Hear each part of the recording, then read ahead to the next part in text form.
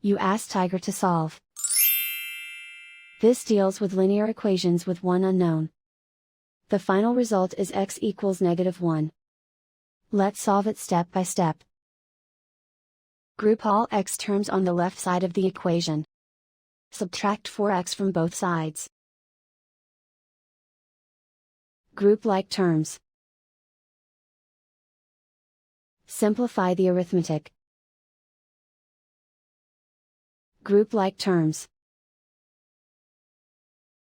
Simplify the arithmetic.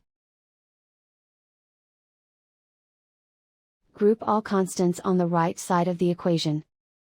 Add 8 to both sides.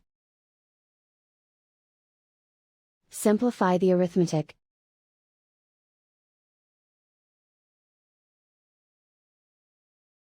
Isolate the x.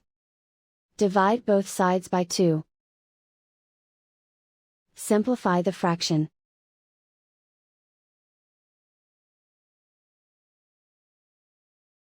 And so the final result is x equals -1.